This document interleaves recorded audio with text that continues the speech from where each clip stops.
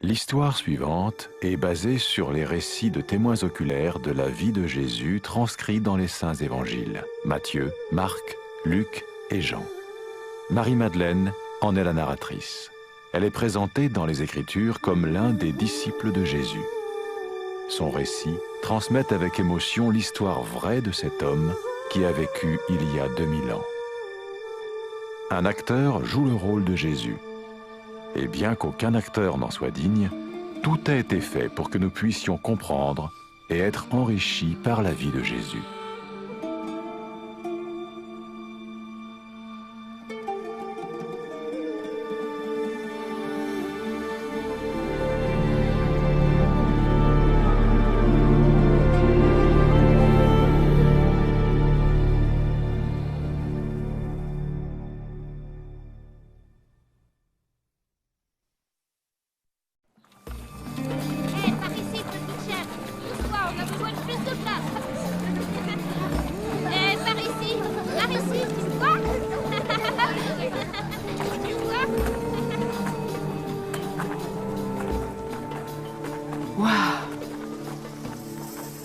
Regarde la beauté de ce chef-d'œuvre que Dieu peint chaque soir.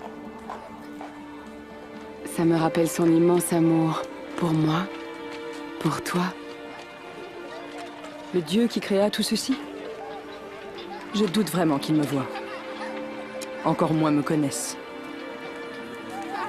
Le Dieu Tout-Puissant aimerait peut-être une personne sainte. Mais sûrement pas moi. Rivka, si seulement tu avais pu être là les 3 ans où il nous a enseigné. Le maître Jésus? Saphira. Pourrais-tu nous parler de lui, Marie-Madeleine? Oui, raconte-nous ton histoire. Bien, d'accord. Entrez.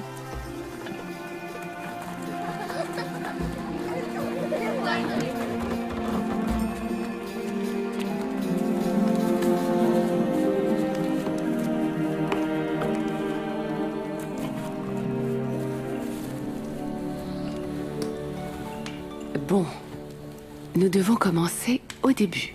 Quand tu as rencontré Jésus? Non. Pour comprendre l'histoire de Jésus, nous devons recommencer tout au début.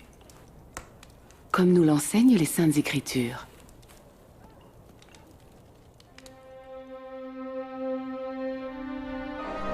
Au commencement, Dieu créa la terre, les plantes, les animaux, les oiseaux et les créatures de la mer.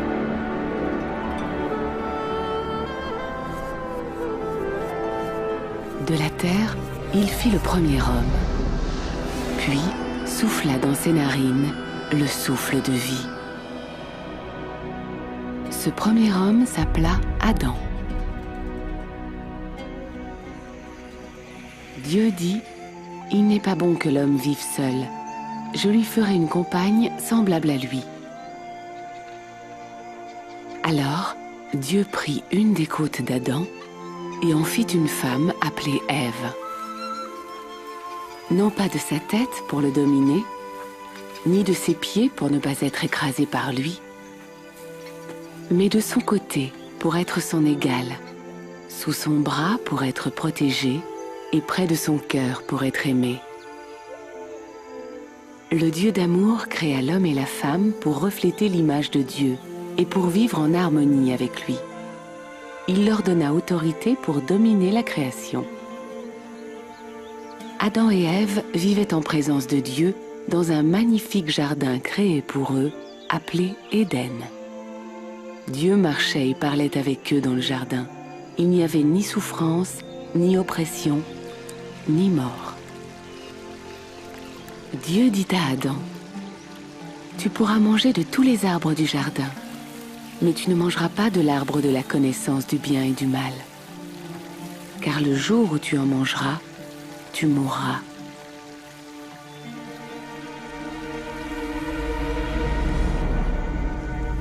Mais un jour, Satan tenta Ève.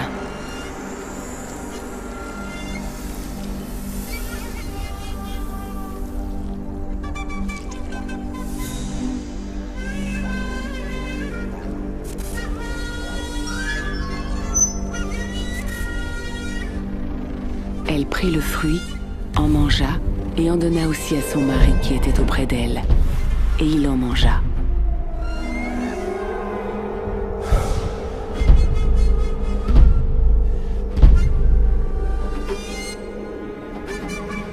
cet acte honteux de désobéissance d'Adam et Ève détruisit l'harmonie du jardin, l'harmonie entre l'homme et la femme, et l'harmonie entre eux et Dieu. L'homme fut condamné à une vie de dur labeur, et la femme à enfanter dans la souffrance et à être dominée par son mari. Mais Dieu promit également qu'un jour, la semence de la femme, son propre enfant, écraserait la tête du serpent. Dans les Saintes Écritures, Dieu le Consolateur parle d'un plan pour restaurer l'harmonie et l'honneur de sa création. Il révéla en partie ce plan au prophète Abraham. Abraham crut en Dieu et l'honora. Et Dieu promit de bénir Abraham et toutes les nations à travers lui.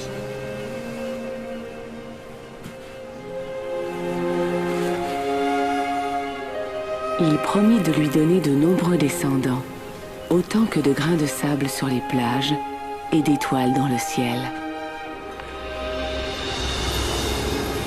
Abraham crut Dieu. Alors, Dieu l'éleva au rang de ses loyaux serviteurs et l'appela ami de Dieu.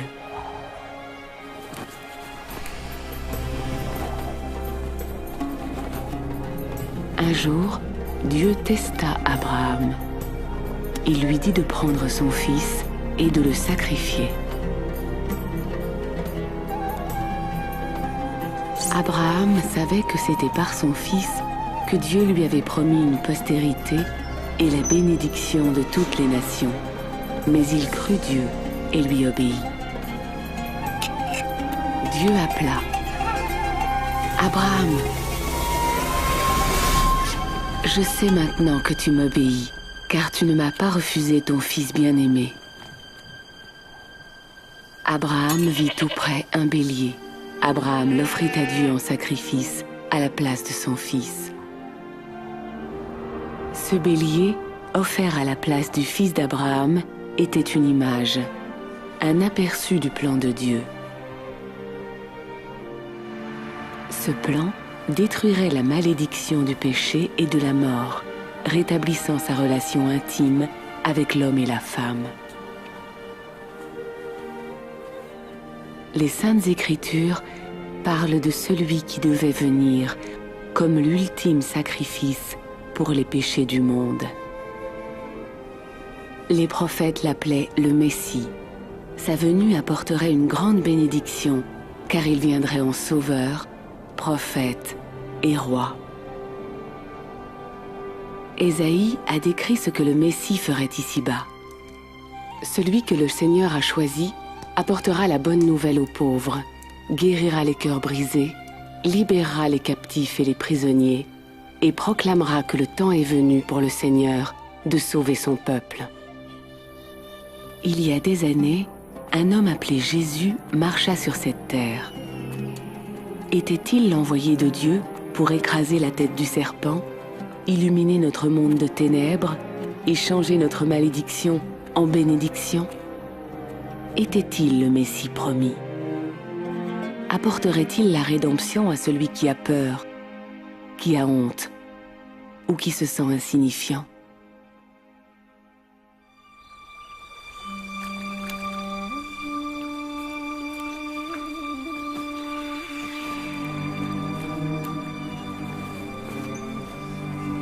Il y avait à Nazareth une jeune fille promise en mariage à un homme appelé Joseph. Elle s'appelait Marie.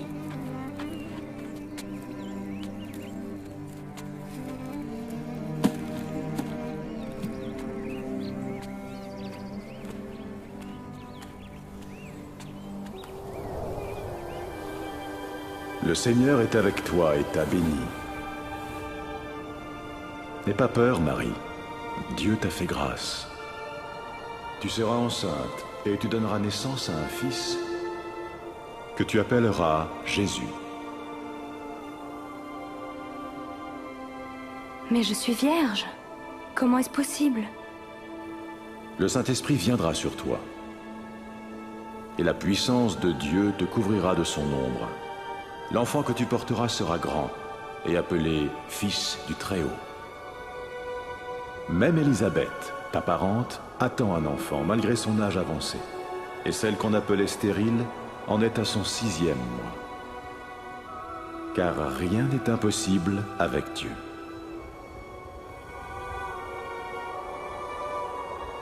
Je suis la servante du Seigneur. Qu'il en soit fait comme tu me l'as dit.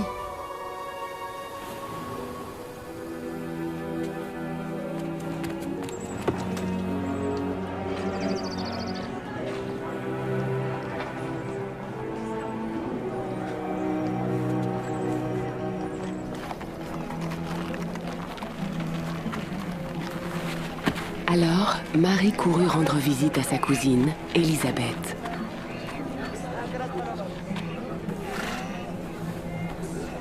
Élisabeth! Marie? Cousine Marie?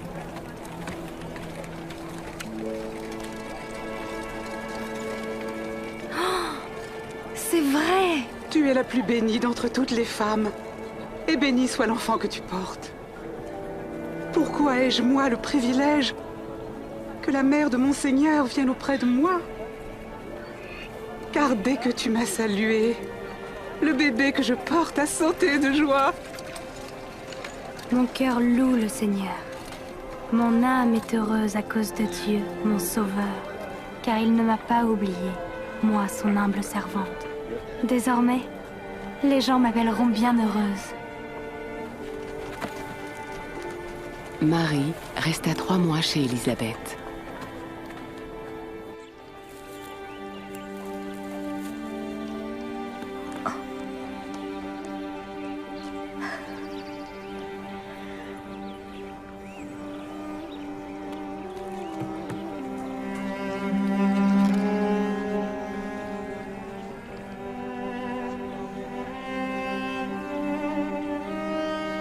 Quand Joseph sut que sa fiancée était enceinte, il voulut rompre en secret.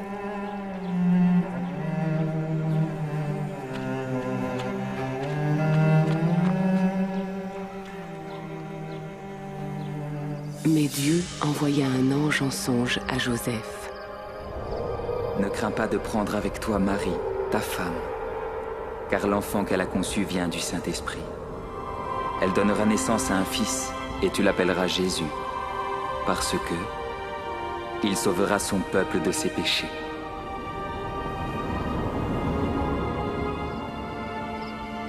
Alors, Joseph prit Marie pour femme.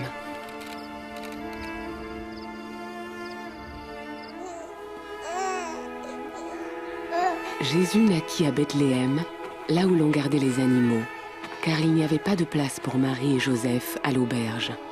Et une multitude d'anges proclamèrent sa naissance. Quand l'heure fut venue pour le bébé d'être circoncis, on lui donna le nom de Jésus, c'est-à-dire Dieu sauve. Marie et Joseph portèrent l'enfant au temple pour le présenter au Seigneur. Ils y rencontrèrent le prophète Siméon.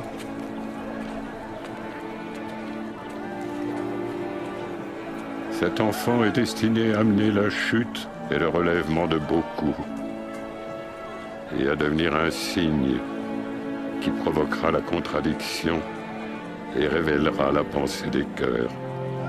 Et toi, Marie, une épée te transpercera l'âme.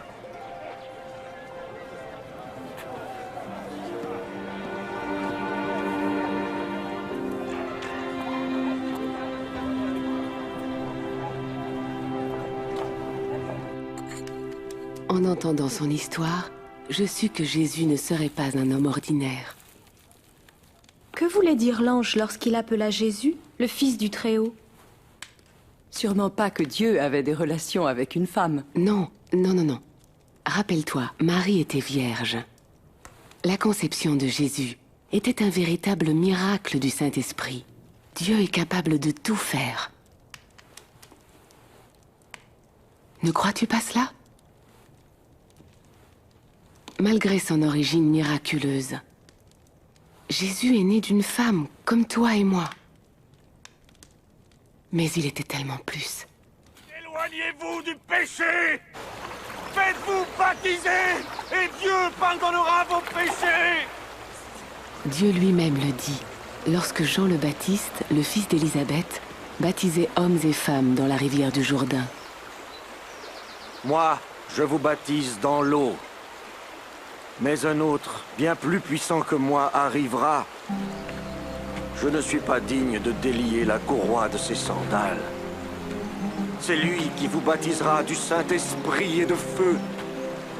Il séparera le grain de la paille, et il amassera tout le grain dans son grenier.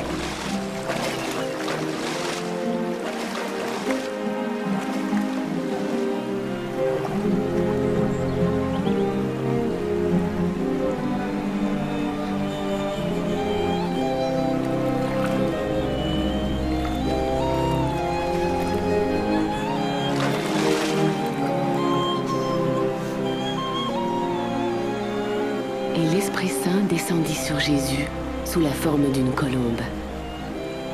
Et une voix venue du ciel dit: « Tu es mon Fils bien-aimé, en toi j'ai mis toute mon affection. »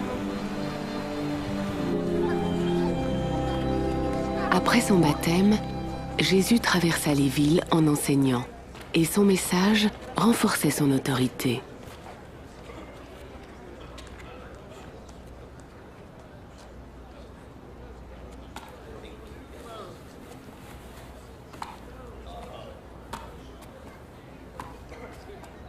N'est-ce pas le fils de Marie? Si, c'est lui. Silence.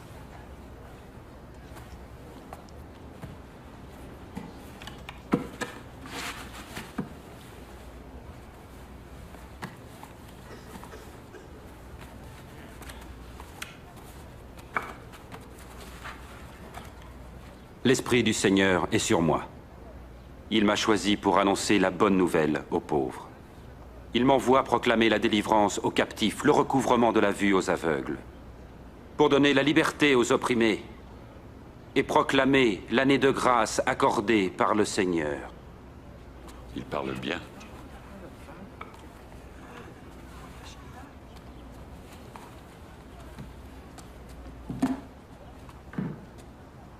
Aujourd'hui, cette parole devient réalité, alors que vous l'entendez. La parole s'accomplit. Mais il n'y a que le Messie qui puisse la réaliser. Comment le savoir?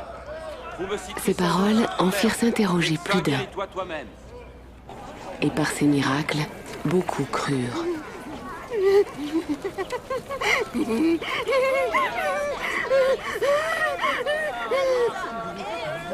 C'est encore elle.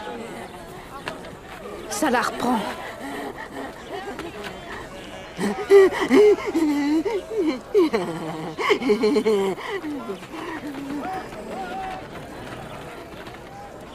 Qui est-ce? C'est ce maître de Nazareth. Jésus. Bonjour. Bonjour. Va-t'en, tu n'es pas la bienvenue ici.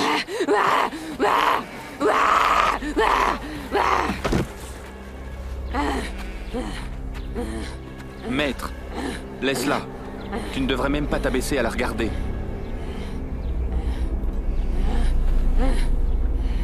Marie. Qu'attends-tu de nous, Jésus de Nazareth? Nous savons qui tu es, le Saint de Dieu. Silence! Esprit mauvais.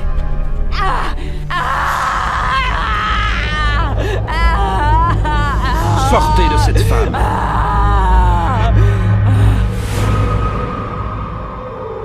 Elle est morte. Il l'a tuée. Il va la toucher? Non, un homme saint ne ferait pas une telle chose. Marie, fille d'Abraham.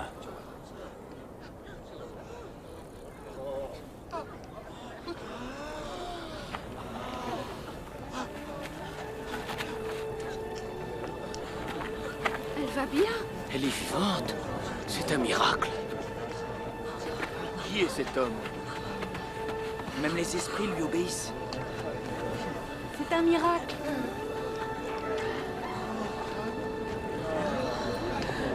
Comment possible? Merci.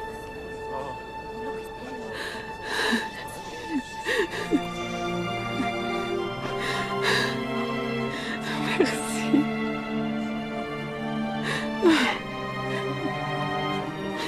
Merci. Merci beaucoup.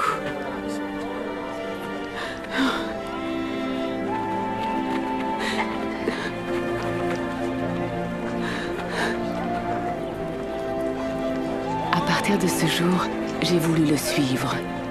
Je voulais faire ce qui plaît à Dieu.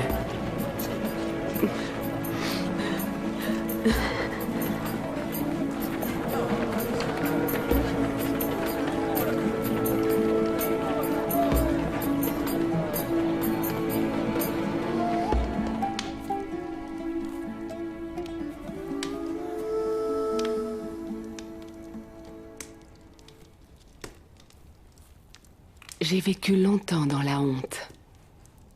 Mais Jésus m'a rendu mon honneur. Sa puissance a chassé ces esprits mauvais. Saphira. Dina, tu as vu ces miracles et tu l'as entendu enseigner. Oui. Alors tu sais pourquoi j'ai tout quitté pour le suivre. Et je n'étais pas la seule. Il y avait ses disciples, Simon-Pierre, Barthélemy, Matthieu, Judas et le reste des 12. Et des femmes, Suzanne, Johanna, moi-même et d'autres. Nous utilisions nos propres biens afin de pourvoir aux besoins de Jésus et des disciples. Nous espérions tous que Dieu ait enfin envoyé le Messie. Nous avions tant besoin d'un sauveur. Rome gouvernait d'une main de fer. Il prenait tout ce qui nous était cher et taxait le peu qu'il restait. Nous avions faim, physiquement et spirituellement, et nous avions besoin qu'on nous montre la voie vers Dieu.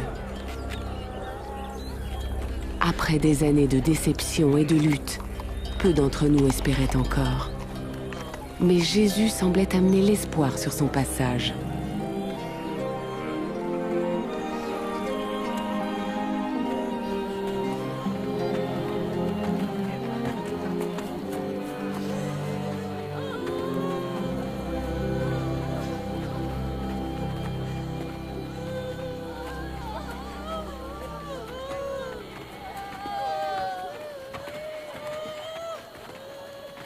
Qui est-ce? Un jeune homme. Le fils unique d'une veuve.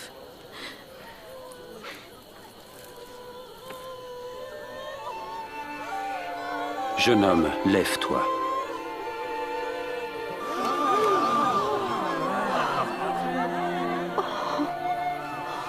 Un grand prophète est apparu parmi nous. Dieu est venu sauver son peuple.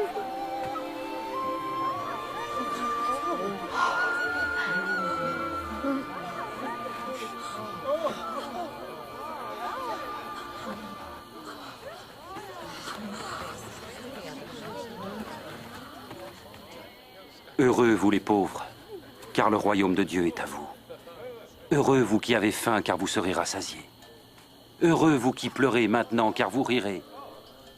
Heureux ceux qui seront haïs, méprisés, insultés et traités de mauvais à cause du Fils de l'homme. Réjouissez-vous alors et dansez de joie, car une belle récompense vous attend dans le ciel. En effet, c'est ainsi que leurs ancêtres ont traité les prophètes. 16, 17, 18, 19 et 20. C'est tout ce que j'ai. Comment ça, c'est tout ce que tu as? Malheur à vous qui possédez des richesses, car vous avez eu votre bonheur.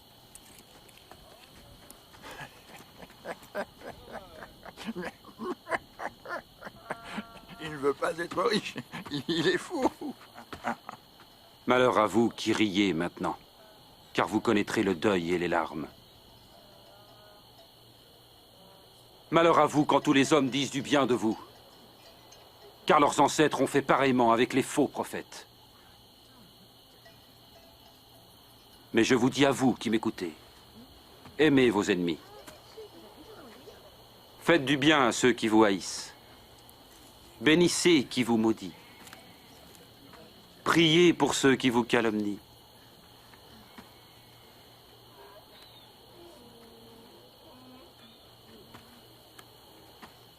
Si quelqu'un te donne une gifle sur une joue, offre-lui aussi l'autre.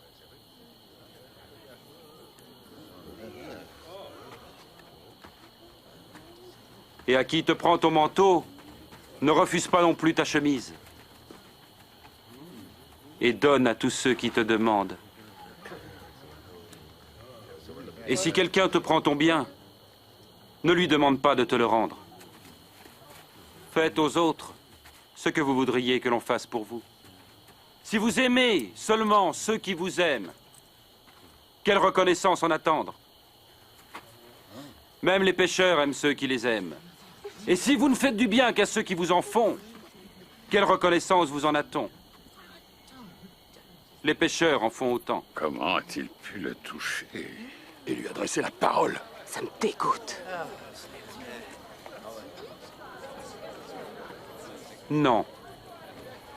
Aimez vos ennemis et faites-leur du bien. Prêtez sans rien espérer en retour.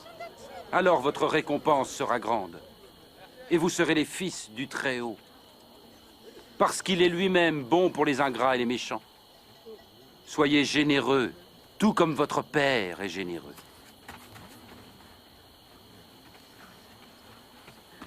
Sauve-nous, Jésus! Ne jugez pas et vous ne serez pas jugés. Ne condamnez pas et on ne vous condamnera pas. Pardonnez et on vous pardonnera. Jésus, montre-nous le chemin. Donnez et ainsi vous recevrez. Car la mesure que vous employez servira aussi pour vous. Un aveugle peut-il guider un autre aveugle? Non, ils tomberont alors tous deux dans le fossé. Pourquoi vois-tu la paille qui est dans l'œil de ton frère et ne remarques-tu pas la poutre qui est dans le tien?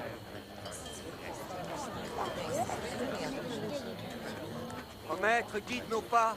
Nous avons besoin de toi, maître. Heureuse est la mère qui t'a porté et allaité. Heureux plutôt ceux qui écoutent la parole de Dieu et qui l'observent.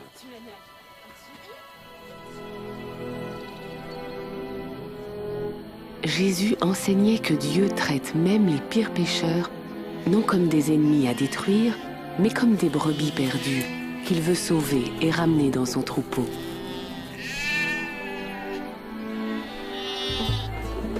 Nous ne savions pas que cette façon de voir et d'aimer les gens était valable pour ceux que nous méprisions depuis des siècles, race métissée aux traditions déplaisantes à nos yeux, jusqu'à ce que Jésus passe en Samarie. Qui est cette femme méprisée par tous? Elle est samaritaine. N'est-ce pas suffisant? Viens, allons acheter à manger. Ne faisons pas attendre le maître.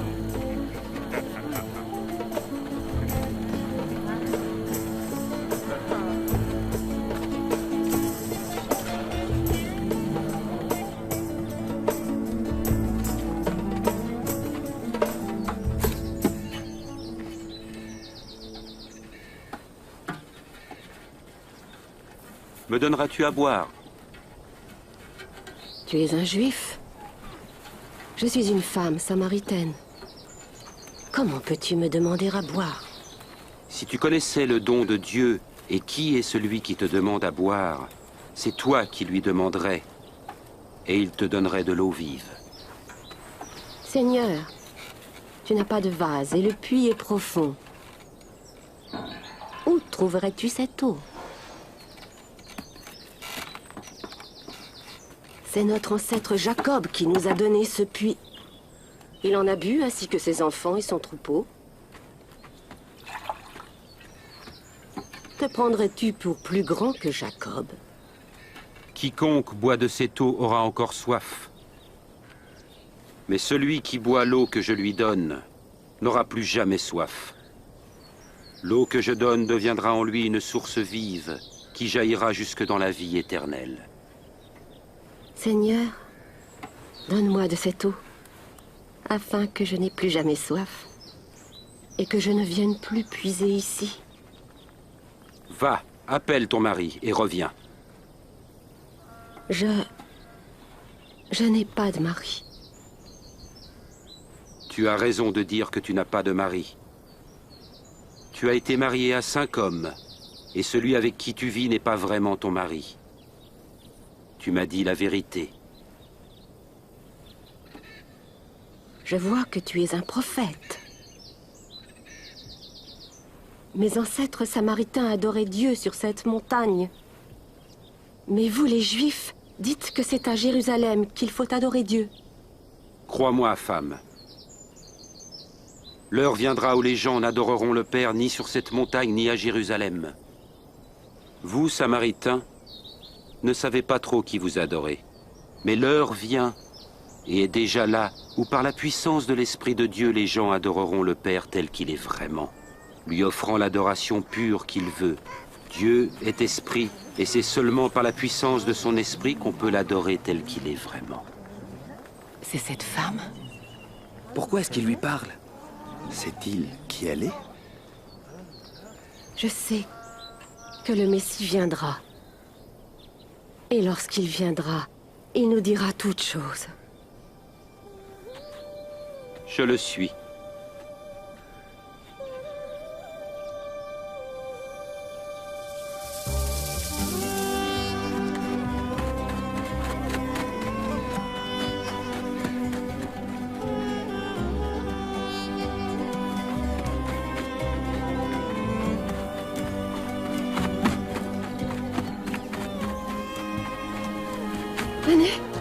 Venez voir l'homme qui m'a dit vraiment tout ce que j'avais fait. Venez! Peut-il être le Messie? Le Messie? Le Messie? Le prophète promis? Pas possible. Venez voir. Venez! Maître, mange quelque chose. J'ai à manger de la nourriture que vous ne connaissez pas. Lui a-t-on donné à manger? Ma nourriture est d'obéir à celui qui m'a envoyé et d'achever l'œuvre qu'il m'a confiée. Les récoltes sont mûres et prêtes à être moissonnées.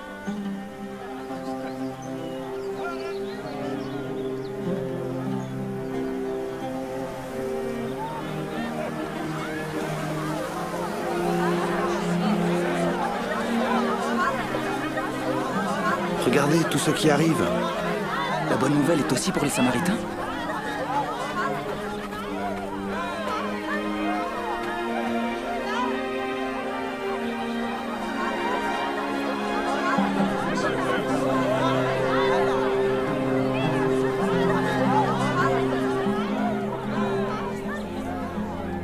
Les gens de la ville vinrent à Jésus et le supplièrent de les enseigner.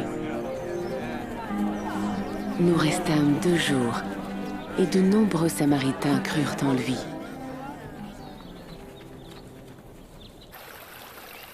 Demandez, et vous recevrez. Cherchez, et vous trouverez. Frappez, et l'on ouvrira la porte. Car tout homme qui demande reçoit. Celui qui cherche trouvera. Et à celui qui frappe, on ouvrira la porte. Si l'un de vous est père, donnera-t-il à son enfant un serpent quand il demande un poisson? Ou un scorpion quand il demande un œuf? Si donc vous, qui êtes mauvais, savez donner de bonnes choses à vos enfants, à plus forte raison, notre Père Céleste donnera-t-il l'Esprit Saint à ceux qui le demandent? Je vous le dis, ne vous demandez pas qu'allons-nous manger?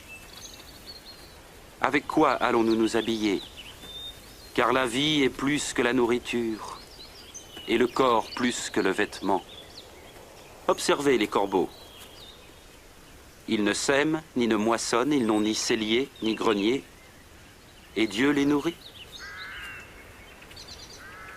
Et ne valez-vous pas bien plus que les oiseaux?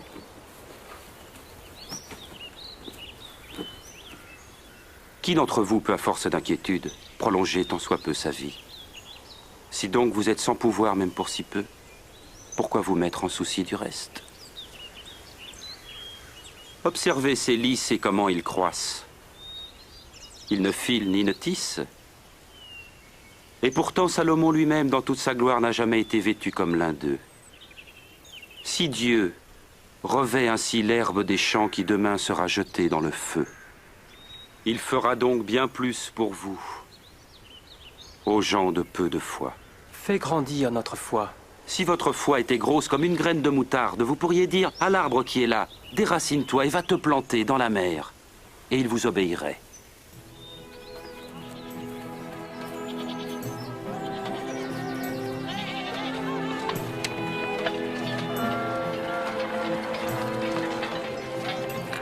Il y aura toujours des occasions de chute, mais malheur à qui en sera la cause. Il vaudrait mieux pour lui qu'on attache une pierre à son cou et qu'on le jette à la mer, pour qu'il ne provoque pas la chute de l'un de ses petits. À quoi est semblable le royaume de Dieu? Il ressemble à la graine de moutarde qu'un homme prit et mit dans son jardin. La graine poussa, devint un arbre, et les oiseaux du ciel nichèrent dans ses branches. Je suis pas sûr de savoir de quoi il parle. Comment peux-tu manger et boire avec ces collecteurs d'impôts et ces pêcheurs? Pêcheur. Les bien portants n'ont pas besoin de docteur. Seuls les malades l'attendent. Je n'appelle pas ceux qu'on dit respectables à se repentir, mais les pécheurs.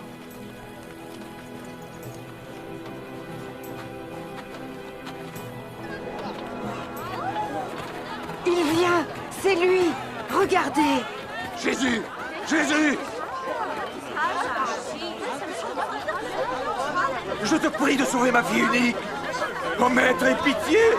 Elle va mourir et elle n'a que 12. Pitié, vite. Maître, viens. Si seulement je pouvais le toucher. Je serais guéri. Jairus, je suis désolé. Laisse-le tranquille, Jairus. Jésus! Ta fille est morte. Ne dérange plus le maître.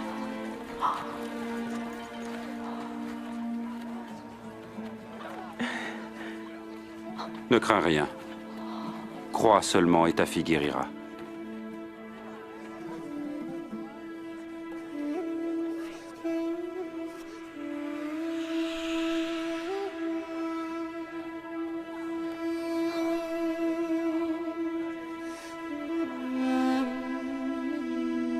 Qui m'a touché? Quelqu'un m'a touché. Car je sais qu'une force est sortie de moi.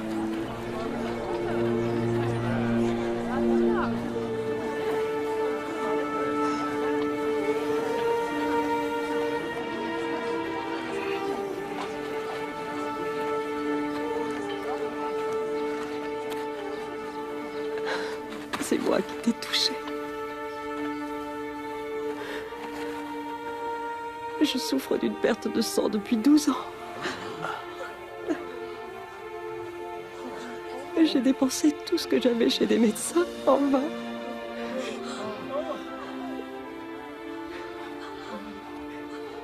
Et quand mes doigts ont touché ton vêtement, j'ai été guérie.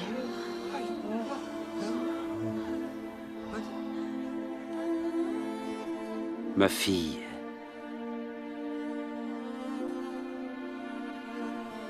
Ta foi t'a sauvée.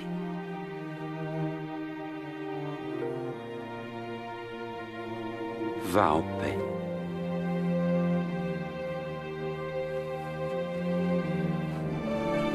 Merci.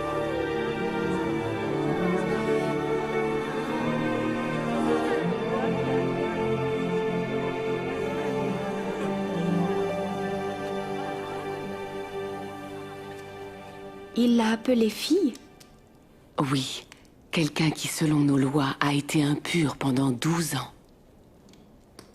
Il a vu sa honte et lui a rendu son honneur. Je ne sais pas ce qui guérit le plus, la puissance de Jésus ou sa compassion.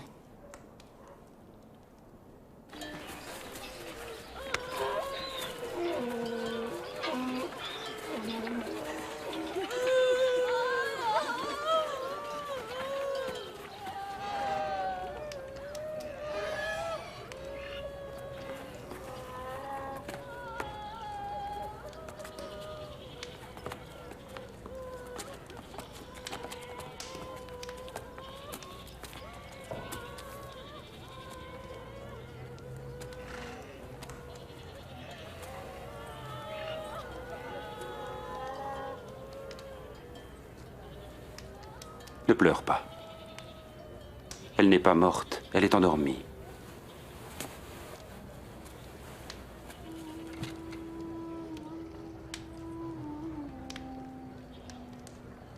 Enfant, lève-toi.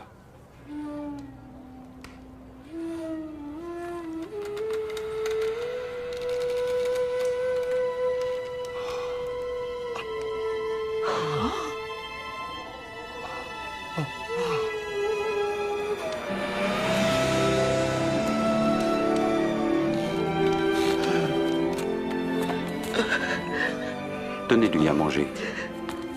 Mais ne dites rien. Personne ne doit être mis au courant.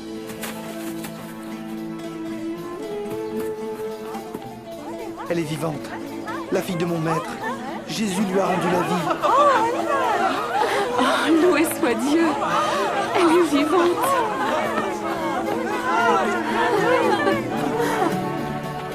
La nouvelle de ces étonnants miracles circulait. Et de plus en plus de gens se mirent à suivre Jésus.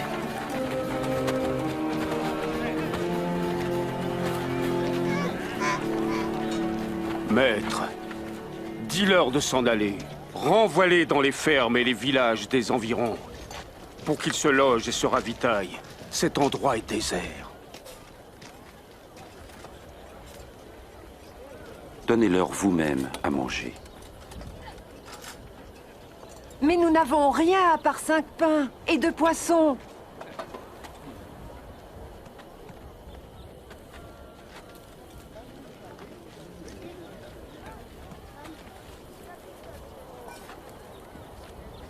Béni sois-tu, Seigneur notre Dieu, qui règne sur l'univers, qui fait sortir le pain de la terre.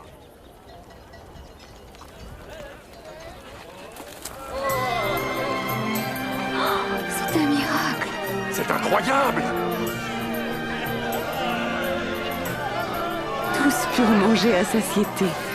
Et quand on rassembla ce qui restait, on remplit 12 paniers. Un miracle étonnant qui nous rappela les bénédictions de Jésus et que nous devons le suivre. Le ciel nous dit que Dieu est grand et manifeste l'œuvre de ses mains. Qui d'entre vous me suivra? Je te suivrai, Seigneur. Mais d'abord, laisse-moi aller dire adieu à ma famille. Quiconque met la main à la charrue puis regarde en arrière n'est pas fait pour le royaume de Dieu. Si quelqu'un veut venir à ma suite, qu'il renonce à lui-même et prenne sa croix chaque jour et qu'il me suive. Car celui qui veut sauver sa vie la perdra. Mais celui qui perd sa vie à cause de moi la sauvera. À quoi sert-il à un homme de gagner le monde entier s'il perd son âme? Si un homme a honte de moi et des paroles que je dis, alors le Fils de l'homme aura honte de lui quand il viendra dans sa gloire, et dans la gloire du Père et celle des saints anges.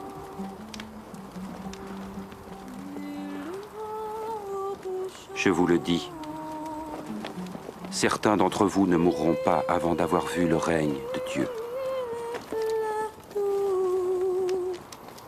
Jusqu'ici.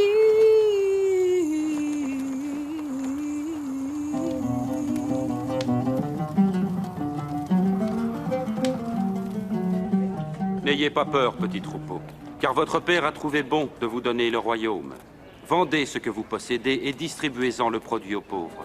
Constituez-vous dans les cieux un trésor inaltérable et qui ne s'épuisera pas.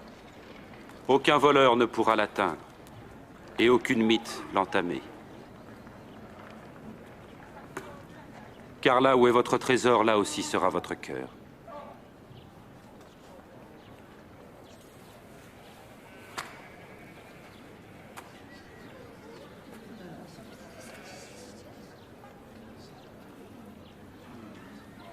Femme, tu es délivrée de ton infirmité.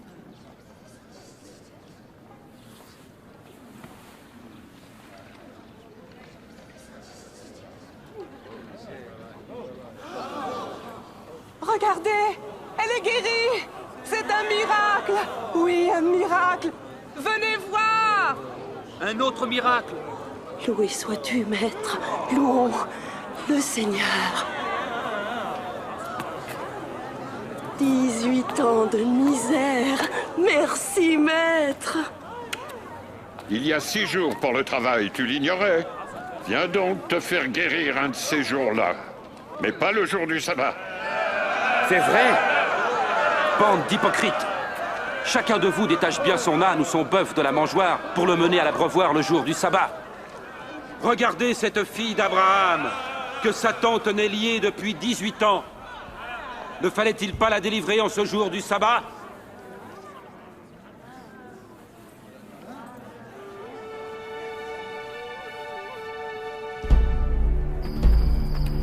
Les autorités romaines et nos dirigeants religieux prirent peur de la foule qui suivait Jésus. Si je comprends bien, beaucoup le considèrent déjà comme leur roi? Leur roi? Un roi de mendiants, de voleurs, on a déjà vu ça. Ils viennent se manifester, s'en vont et on les oublie. Ne vous y trompez pas. Sa popularité augmente chaque jour. Et le peuple l'admire aussi. C'est ça, il est un roi. Je tiens à vous avertir. S'il y a encore des troubles dans ma ville, je vous tiens pour responsable.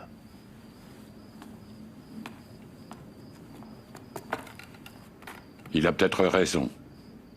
Il est temps de confronter ce Galiléen.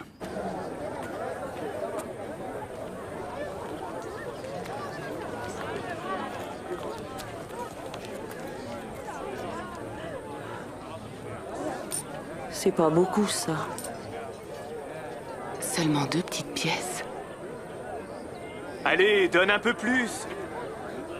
En vérité, cette pauvre veuve a donné bien plus que tous les autres. Car tous ont pris sur leur superflu pour mettre dans les offrandes. Mais elle, dans sa misère, a donné tout ce qu'elle avait pour vivre. Dis-nous, de quel droit agis-tu de la sorte? Qui donc t'y autorise? Je vous réponds par une question. C'est avec quelle autorité que Jean a baptisé, celle de Dieu ou celle des hommes? Nous ne le savons pas vraiment. Alors je ne vous dirai pas de qui je détiens mon mandat.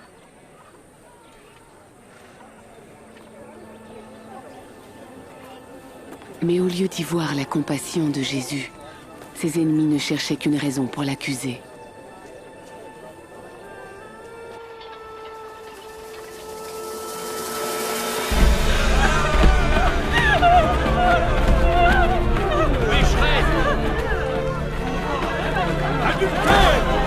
Lapidons-la!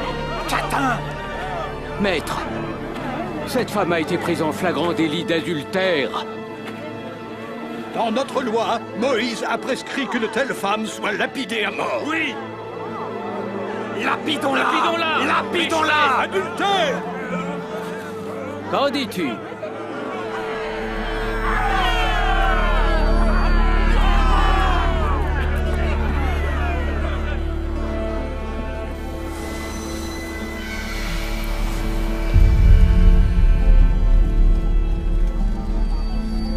Maître, nous avons le témoignage de 2 personnes.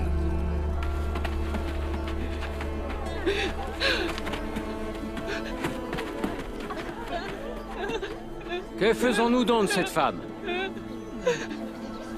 Où est l'homme? La loi dit qu'il doit être jugé aussi.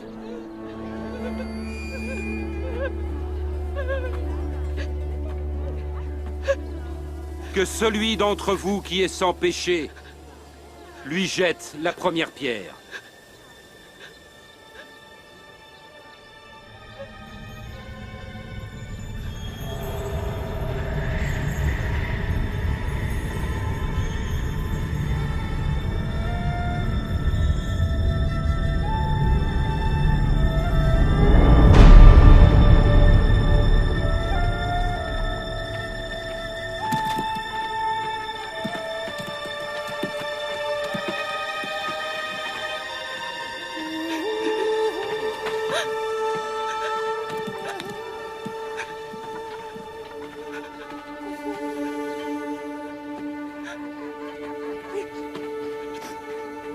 Femme,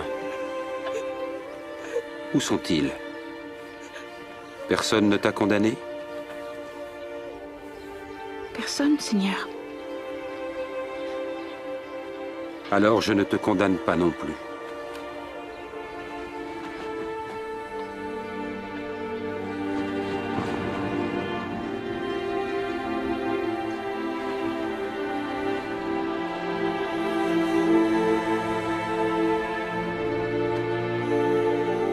Va maintenant et ne pêche plus.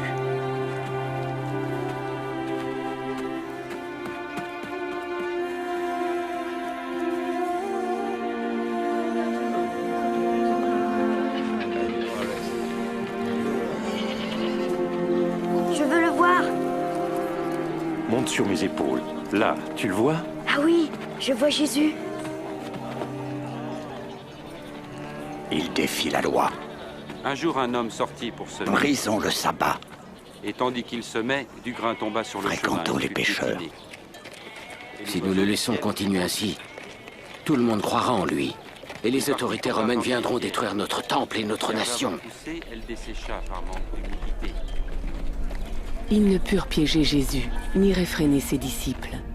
Mais ils jurèrent de l'empêcher de se prétendre le Messie. Et ils trouvèrent un volontaire pour le trahir.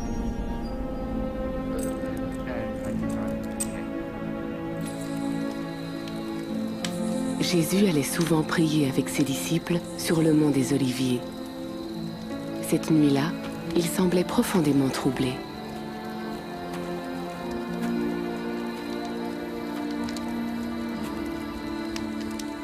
Pourquoi dormez-vous? Levez-vous et priez pour ne pas céder à la tentation.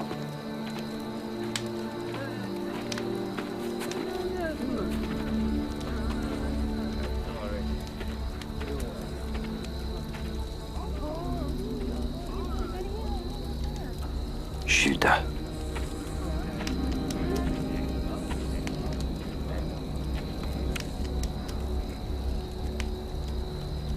C'est par un baiser que tu trahis le Fils de l'homme. Maître, nous avons nos épées. Allez, arrêtons-le. Assez, ça suffit.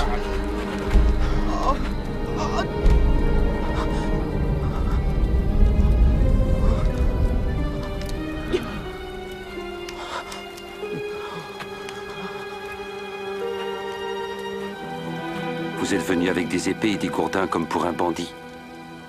J'étais avec vous chaque jour dans le temple et vous n'avez pas mis la main sur moi. Mais cette heure-ci est à vous et à la puissance des ténèbres.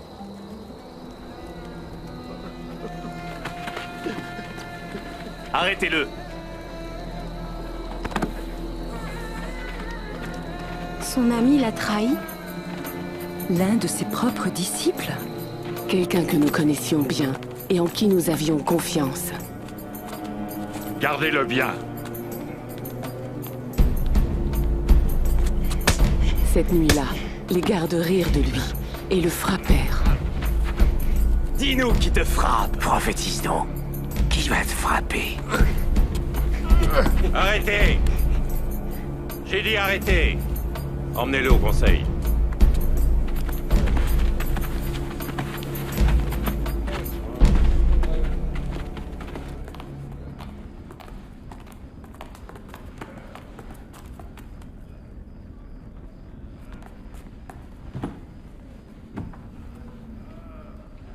Dis-nous, serais-tu le Messie? Si je vous le dis, vous ne me croirez pas.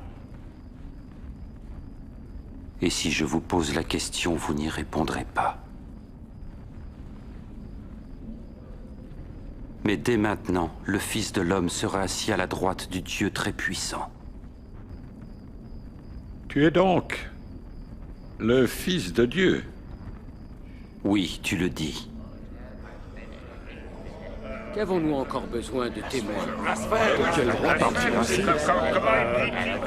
Vous avez entendu ce blasphème? Nous avons tous entendu ces paroles.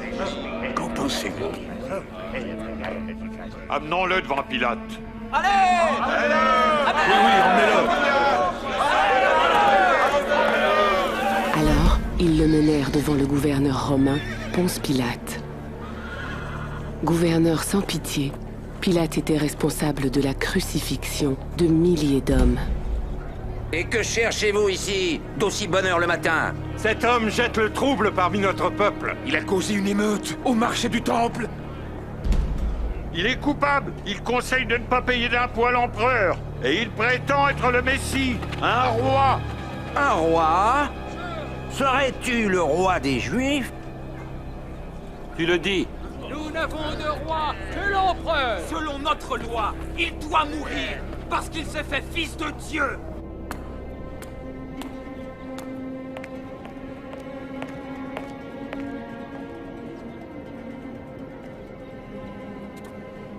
Cet homme n'a rien fait qui mérite la sentence de mort.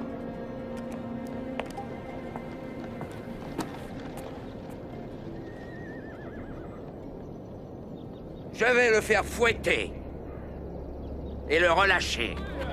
Si tu le relâches, tu n'es pas ami de César.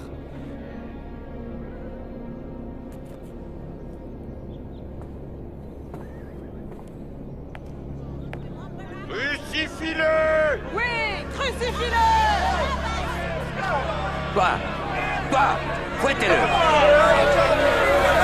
Qui se proclame roi est un rebelle contre l'empereur. Est-ce que tu attends, Pilate? Emmenez-le, tuez-le, crucifiez-le!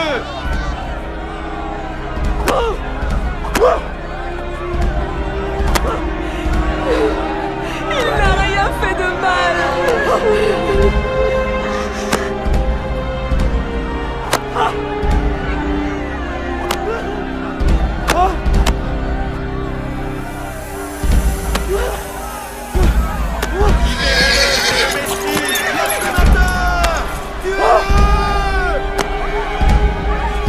Il n'a rien fait de mal.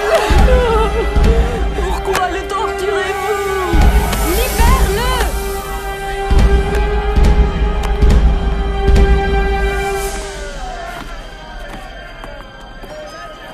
Crucifie-le!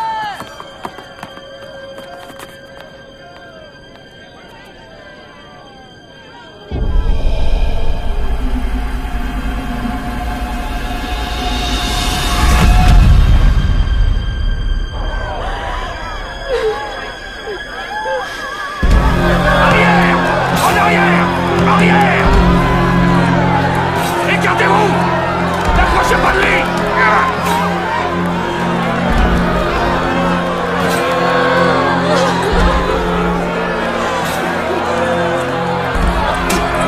En arrière! En arrière! Arrière! Écartez-vous! Pousse-toi! Reculez! Toi, pousse-toi de là! Allez, remue-toi! Debout! Toi! Quel est ton nom? Je m'appelle Simon de Cyrène. Viens par ici! Coupez les cordes!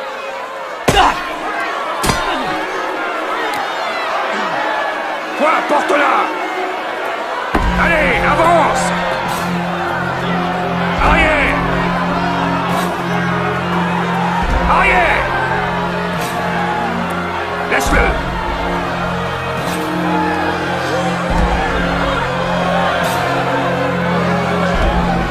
Arrière! Reculez!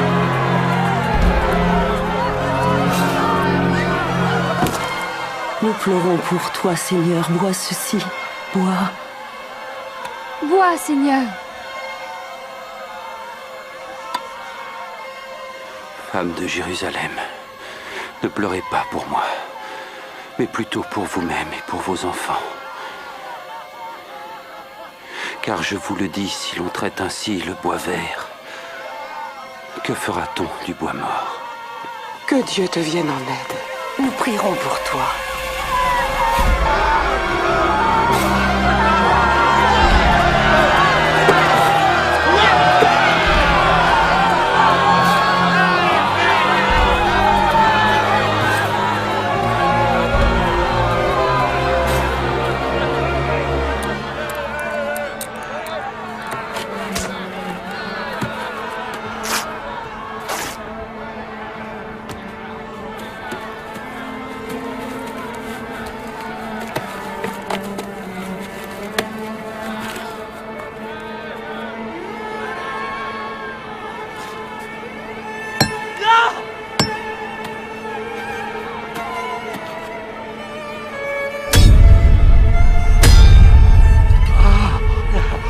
Déliez la croix!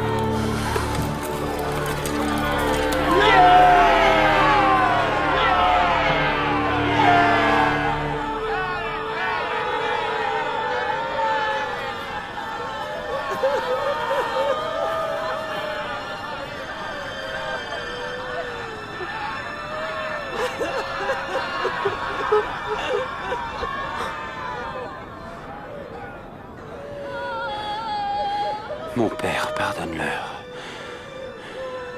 car ils ne savent pas ce qu'ils font. Il en a sauvé d'autres, qu'il se sauve lui-même. Oui! Si tu es le Messie, sauve-toi toi-même et descends de la croix! Montre-nous un petit miracle! Quiconque est pendu à un arbre est maudit de Dieu.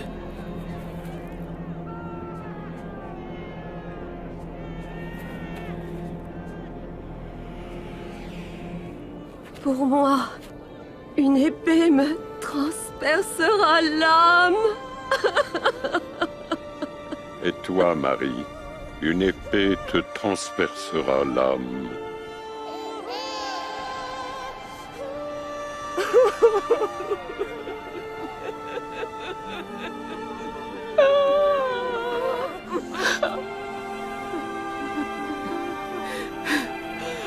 Mais pourquoi?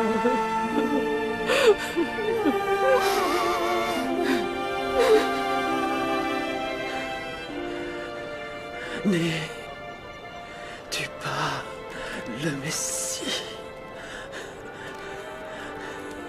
Sauve-toi et sauve-nous. Ne crains-tu pas Dieu? Il reçoit la même sentence que toi. Or, lui n'a rien fait de mal. Souviens-toi de moi, Jésus, quand tu reviendras comme roi. Je te le promets. Aujourd'hui, tu seras au paradis avec moi.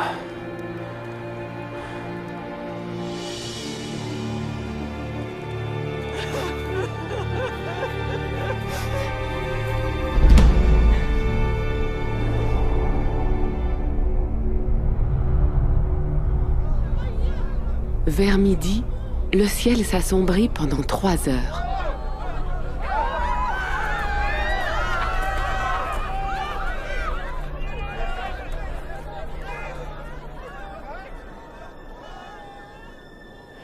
Père,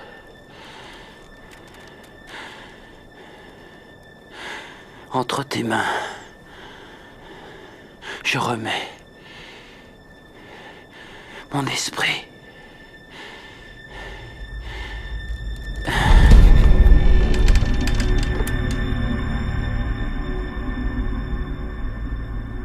Certainement, cet homme était juste.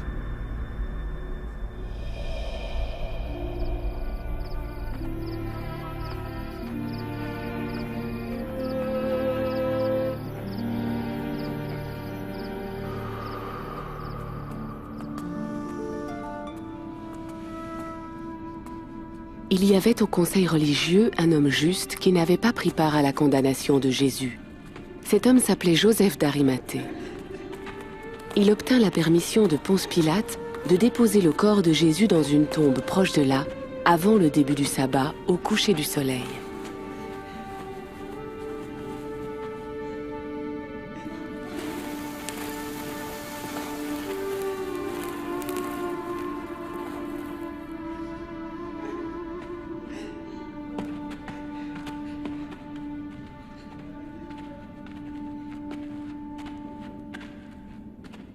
Excuse-nous, nous suivons le corps de notre Seigneur.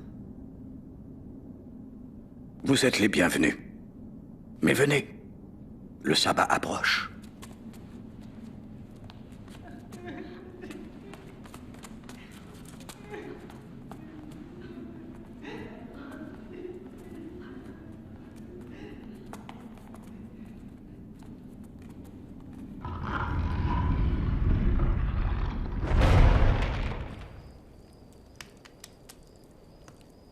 Pourquoi l'ont-ils tué?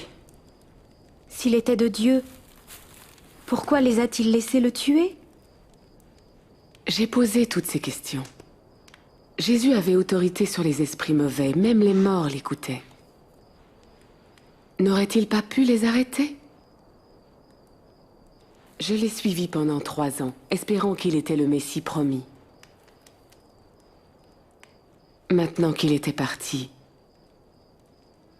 où pouvais-je aller?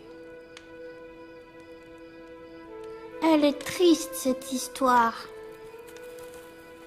Mais la suite est vraiment merveilleuse.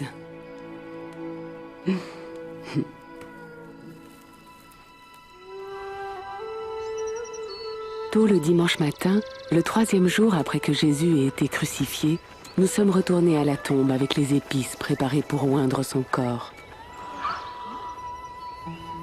La pierre a été roulée.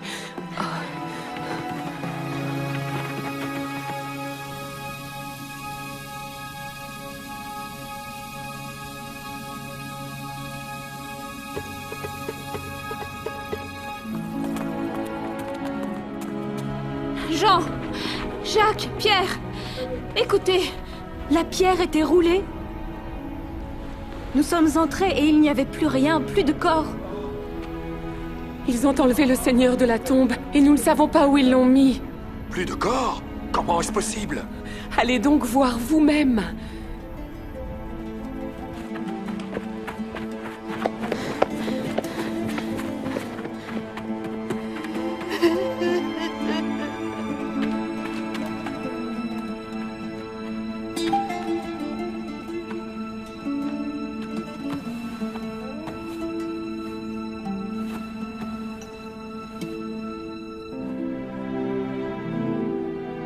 Après avoir examiné la tombe, Pierre est retourné vers les autres disciples. Mais je suis restée dehors, m'interrogeant et pleurant. Les soldats l'ont sûrement pris. Ou les chefs religieux. Ils ont tué notre seul espoir. Ils auraient au moins pu nous laisser son corps.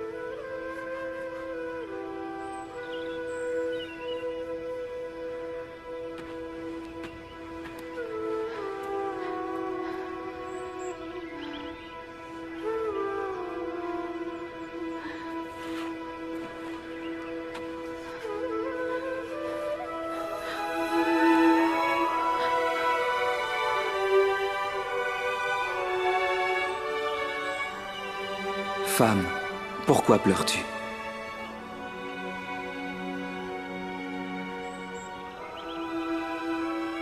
Ils ont enlevé mon Seigneur. Et je ne sais pas où ils l'ont mis. Femme! Pourquoi pleures-tu? Qui est-ce que tu cherches? Seigneur, si c'est toi qui l'as emporté, dis-moi où tu l'as mis, et j'irai le chercher. Marie. Maître! Ne me touche pas, car je ne suis pas encore retourné vers mon Père. Tu es vivant, Seigneur. Va apporter cette nouvelle à mes frères. Tu ne nous as pas abandonnés. Dieu ne nous a pas oubliés. Dis-leur. J'ai vu le Seigneur. J'ai vu le Messie.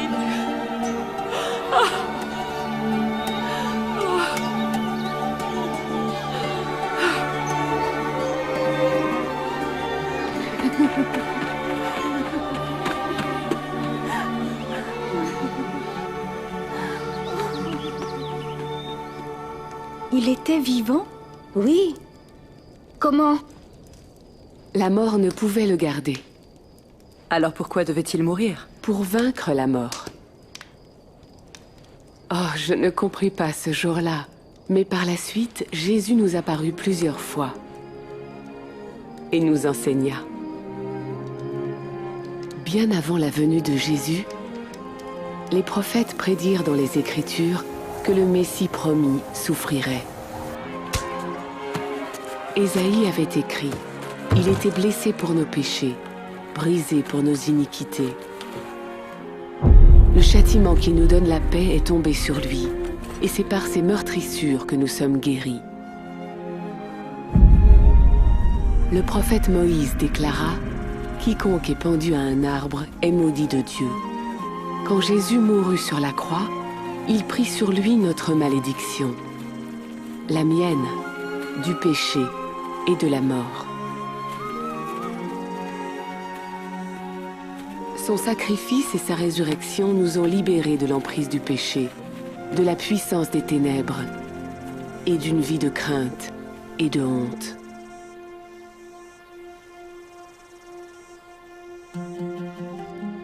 C'est la bénédiction que Dieu avait promise à Abraham lorsqu'il déclara que tous les peuples de la terre seraient bénis par lui. Tout le monde? Même les femmes? Jésus m'a appelée fille d'Abraham. Tu es une fille qu'il chérit. Une fille qu'il désire bénir. Tout comme la femme guérie après 12 ans de perte de sang. Ou comme moi. Personne n'est obligé de vivre dans la crainte ou la honte. Plus besoin de nous sentir insignifiantes ou ignorées.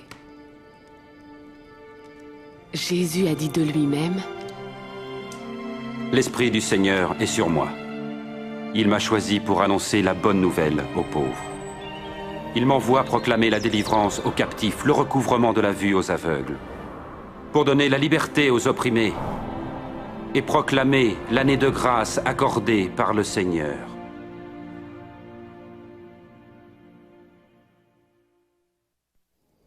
Jésus toucha les gens, même les femmes atteintes par la maladie et considérées comme impures, et les guérit. Il enseigna hommes, femmes et enfants, les riches et les pauvres, les justes et les pécheurs, leur rendant leur dignité et leur prouvant son immense compassion. Il guérissait les gens, chassant les démons, libérant hommes, femmes et enfants des liens de Satan. Ainsi, il démontrait son autorité sur le mal et les mauvais esprits.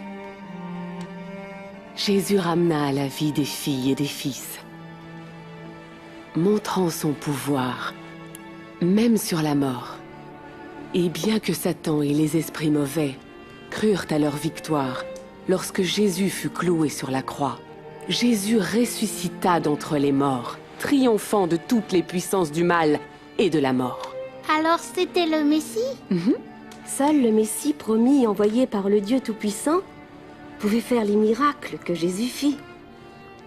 Et seule une personne compatissante et puissante et digne de foi comme Jésus peut recevoir notre confiance et notre adoration. Quand Dieu créa le monde, il fit l'homme et la femme pour vivre dans sa présence et ressentir sa joie. C'était son intention. Mais nous ne l'avons pas cru et lui avons désobéi. Cet acte honteux nous sépara de Dieu et brisa la relation intime entre la femme et l'homme. Nous aussi, nous lui avons désobéi. Les Écritures disent « Tous ont péché ». La conséquence de ce péché, c'est la mort et la séparation d'avec Dieu. Mais Dieu ne voulait pas nous voir séparés de lui et de son amour, vivant dans la honte et la crainte. Alors, de même qu'il avait envoyé un bélier mourir à la place du fils d'Abraham, Dieu envoya Jésus mourir pour nous. La vie de Jésus, sa mort et sa résurrection ont restauré la relation entre Dieu et ceux qui se tournent vers lui et le suivent. Et cette relation intime avec le Dieu Tout-Puissant n'aura pas de fin, même si nous mourons. Le criminel sur la croix, au moment de mourir, crut en Jésus. Et Jésus lui promit, « Aujourd'hui tu seras avec moi dans le paradis. » Ceux qui placent leur confiance en Jésus échapperont au châtiment éternel et vivront avec Dieu pour toujours. Comment? En le suivant par la foi. Mais comment peut-il m'accepter? Il m'a accepté ainsi que Marie. Comment le savoir? Crois en lui. Demande-lui. Parle-lui.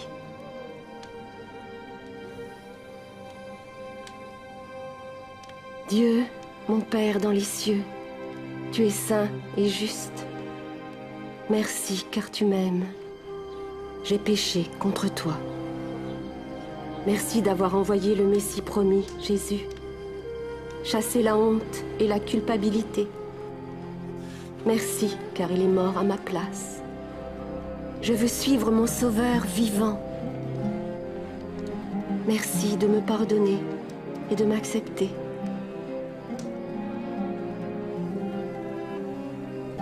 Amen. Amen. Amen. Merci. Merci.